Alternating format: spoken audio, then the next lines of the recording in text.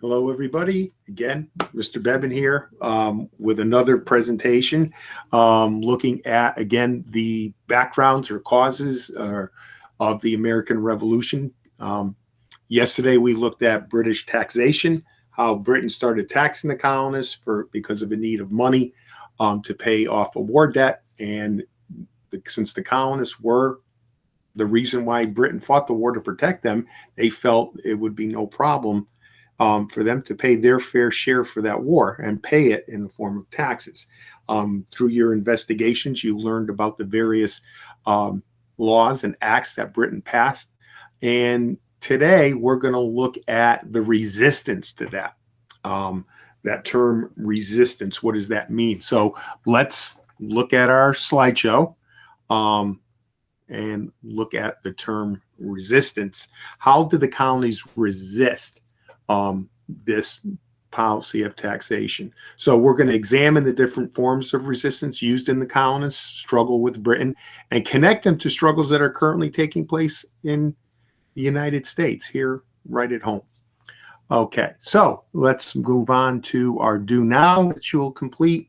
What are some ways in which we can resist or fight against something we want to change? And when you hear that word fight, that always will imply the idea of violence, and that's may not necessarily be the case.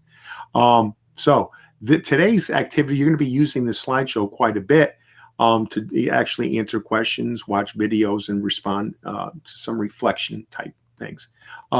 So let's look at, I don't want to take you through all the forms of resistance, but you're going to see many of them. We can group them basically is that resistance, when we hear that word, a lot of times the idea is that when we resist and we're fighting, that it's violent. Resistance can be either nonviolent, could be violent.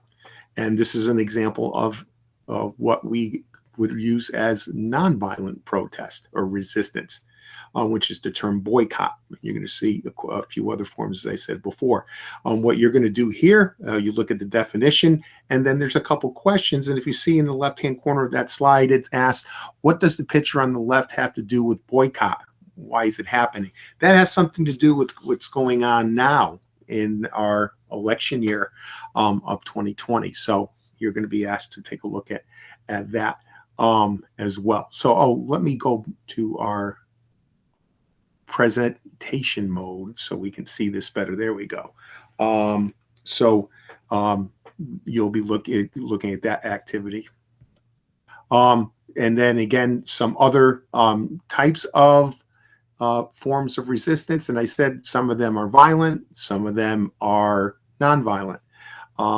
This picture may give you some indication, but you'll take a look at this today also. The term protests was a form of resistance, and that's you probably are, unless you've been away from Manchester for a while. Protests go on every day all over this country. They're going on now. There are a lot of issues that people have concerns about in regard to protest, and you've seen that right here in Manchester. Unfortunately, again, resistance can get violent. Here's a video that just kind of outlines some forms of resistance that the colonies used. I thought I'd take you out of seeing so many slides to watch a quick video. And then we're going to take a look at the idea of slogans. Slogans were used during the Revolution, are used today as a form of resistance. As a motto, a slogan is referred to as a motto. It's associated with a political party or a movement. There's one currently going on today. There are many going on today. And one we're probably familiar with is the Black Lives Matter movement. That started as a slogan, but is a strong movement here in this country in light of the violence that's taken place here in the United States.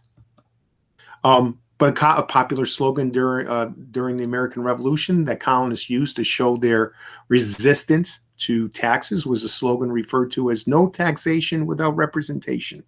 a slogan coined by a man who was part of the Sons of Liberty, James Otis.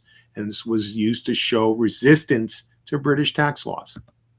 The term representation is defined here as the action of speaking or acting on behalf of someone. In England, during the Revolution, voters elected people to represent them in a body called Parliament to make laws. The colonists, however, didn't have representation in Parliament, and Parliament was taxing them. So hence the slogan.